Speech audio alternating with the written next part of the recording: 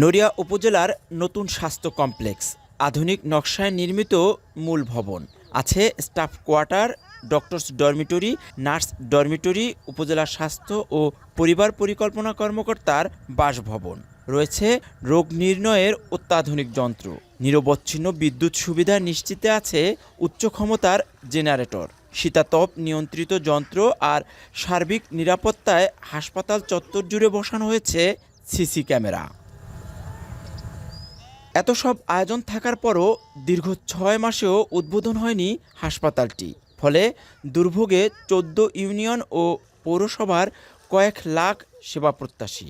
হাসপাতালের কার্যক্রম শুরু না হওয়ায় ক্ষুব্ধ স্থানীয়রা, আর স্থাপনা বুঝিয়ে দিতে না পেরে জটিলতায় ভুগছেন ঠিকাদারি প্রতিষ্ঠান।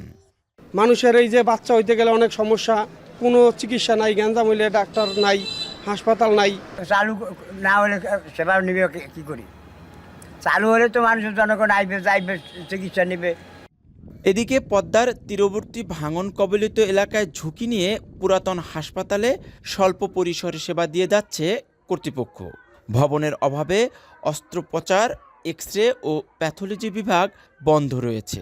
ফলে চিকিৎসা সেবা নিতে আসা রোগীর চাপ সামাল দিতে হিমশিম অবস্থা কর্তৃপক্ষের। মূল ভবন না থাকার কারণে আমাদের ছোট জায়গার মধ্যে চিকিৎসা নিতে খুবই অসুবিধা হয়। একেবারে এমনভাবে থাকে পেশেন্টরা, আমাদের চিকিৎসা দিতেও খুবই কষ্ট হয়।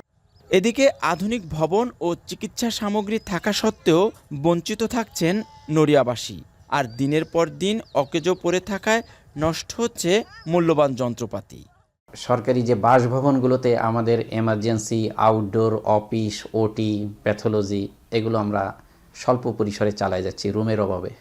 ৬ একর জমির ওপর ৫১ কোটি টাকা ব্যয়ে নতুন করে গড়ে তোলা হয়েছে ৫০ শয্যা বিশিষ্ট নড়িয়া উপজেলা স্বাস্থ্য কমপ্লেক্স।